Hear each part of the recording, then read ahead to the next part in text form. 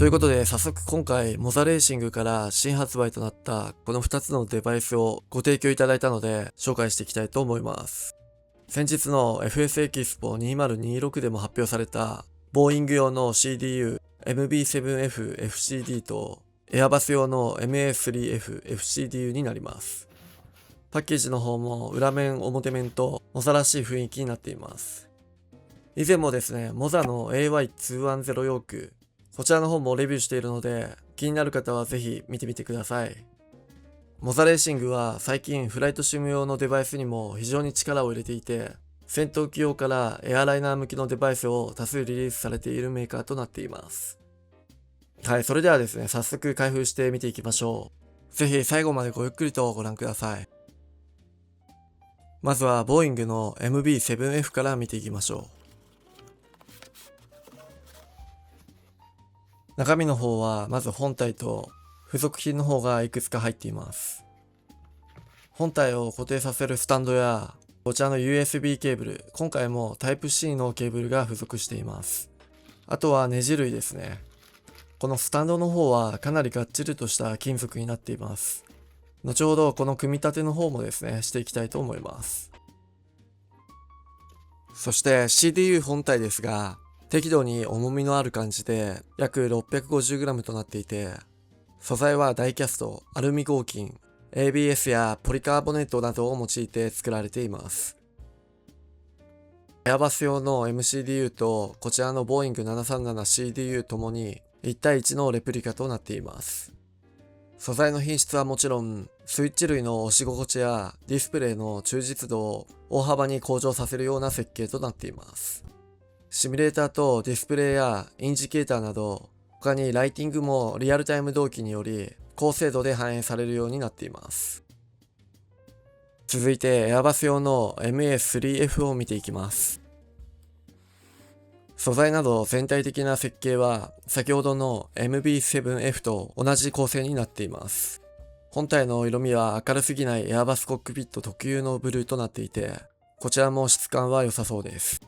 スイッチ類の方の素材は耐久性の高いシリコンを採用したということで、強度に関しては非常に高そうです。押し心地は後ほどですね、電源を入れてから詳しく見ていきます。全体的に仕上がりの方は非常に綺麗な作りになっていて、スイッチの文字の印字などもとても見やすく綺麗に印字されています。次にスタンドの方を取り付けていきたいと思います。取り付けに関しては2つのパターンがあり、高さを出して CDU 本体を立てる方法と低く寝かせておくタイプと2通り選ぶことができます。付属のネジで組み立てていきます。もしデスクなど滑りやすい場合は付属品で滑り止めもついているので、こちらを使うことをお勧めします。一応ですね、どちらのパターンも作って取り付けてみました。本体を寝かせる方のがやはり安定感がありそうです。それでは USB の方もですね、つなげていきたいと思います。裏面の USB の差し込み口も縦になっているので、使用中にも抜ける心配はなさそうです。実際にスイッチの押し心地など、ライティングであったり、見ていきたいと思います。MSFS を立ち上げ、電源を入れた状態の外観はこんな感じで、スイッチ類のライティングもかなり綺麗になっています。一度ですね、コックピットの方のライトチェックをして全て点灯させてみます。バックライトをはじめメッセージなどのインジケーターも実際の CDU のように点灯していました。ディスプレイの方は 5.1 インチ IPS ハードスクリーンで高視野角になっているので、文字の方も鮮明に表示されています。今回もソフトウェアのモザコックピットを立ち上げる必要があり、そちらの方でフォントの大きさなども変更が可能です。またスイッチ類の方は強度なシリコン製となっていますが、柔らかさはなく硬すぎず押し心地はちょうどいい感じでした。イメージとしては歯切れが良く確かなクリック感があります。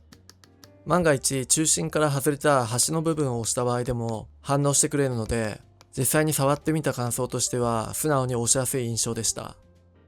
また入力時もシミュレーターとパネル上のディスプレイがリアルタイムで同期し、操作手順を進めるにあたってスムーズな入力が可能となっています。入力のたびに確かな手応えと安定性を重視した設計により、キーのぐらつきなどもなく、押しやすさは抜群でした。引き続き SIM ブリーフのルートの方を入力し、様々な点を見ていきます。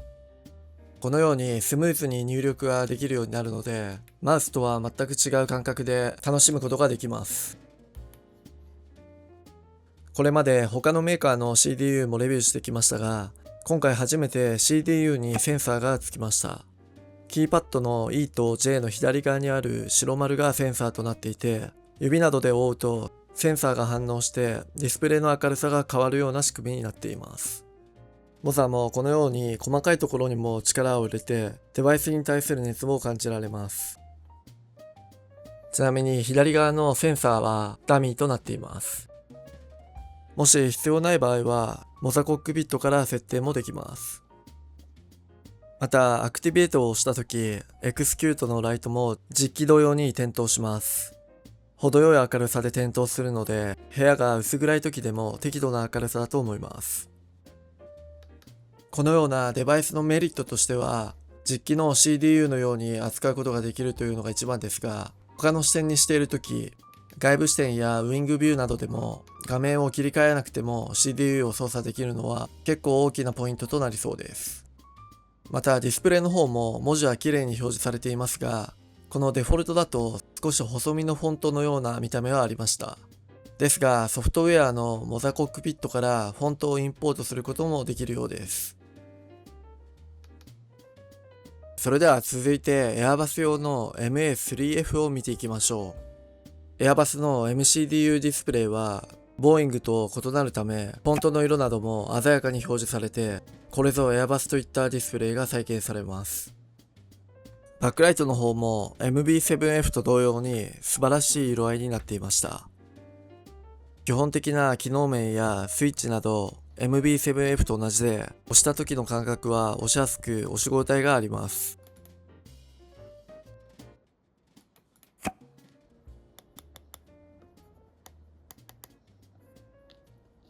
ディスプレイに関しては MB7F、MA3F も同じで光沢のあるディスプレイとなります。若干反射はありますが、他メーカーと比べてもほとんど大差はない感じです。ディスプレイの表示は本当に綺麗でよく再現されていました。またこちらも全てのライト類を点灯させてみます。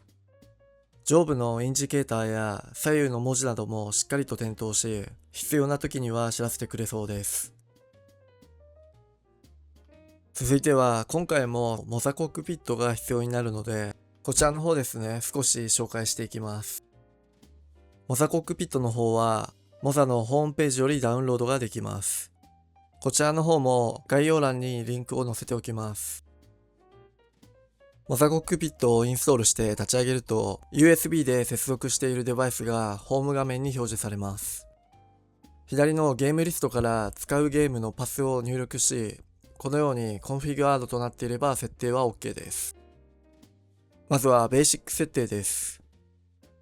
ここで CDU のスイッチをしっかり動作しているかチェックができます。購入後は一度チェックしておくのもいいかもしれません。続いては左側のパネルセッティングを見ていきます。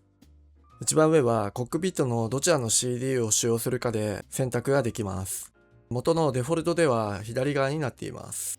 続いてはバックライトの設定です。真ん中のデバイスモードにしておくことで、先ほど紹介したセンサーなども反応するようになります。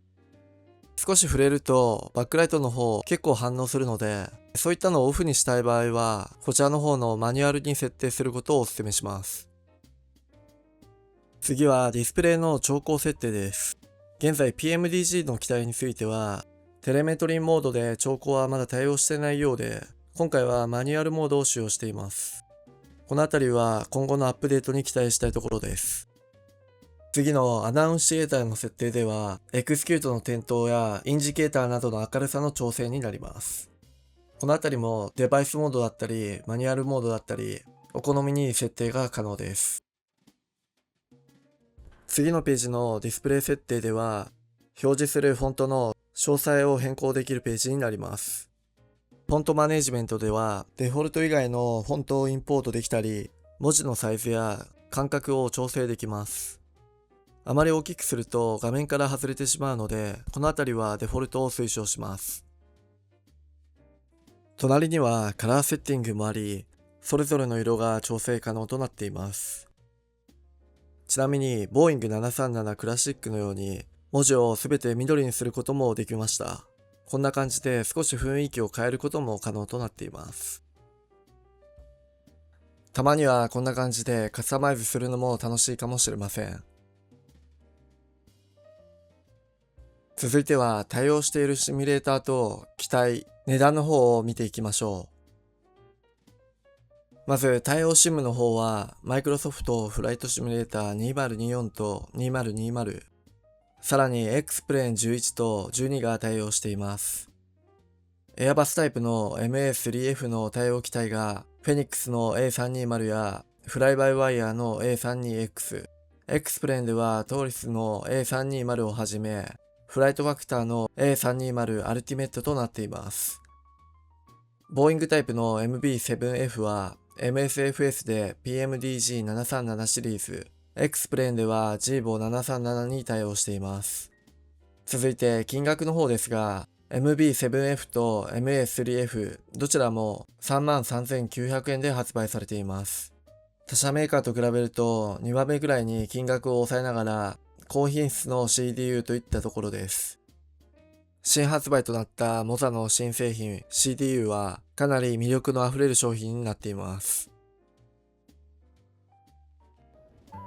はい、こんな感じで今回はモザからリリースされた新製品をご紹介してきましたが、いかがだったでしょうか。実際に触ってみた感想としては、見た目もよく作られていて、スイッチが一つ一つカチッと音を出しながら歯切れよくクリックできるので、フライトでの操作性も上がりそうです。ぜひまだ CDU デバイスをお持ちでない方は検討してみてはいかがでしょうか。モザのページは概要欄に記載しておきます。ということで本日も最後までご視聴いただきありがとうございました。またレビュー動画やフライト動画などもたくさん出していきますので、チャンネル登録の方お待ちしています。それではまた次の動画でお会いしましょう。ご視聴いただきありがとうございました。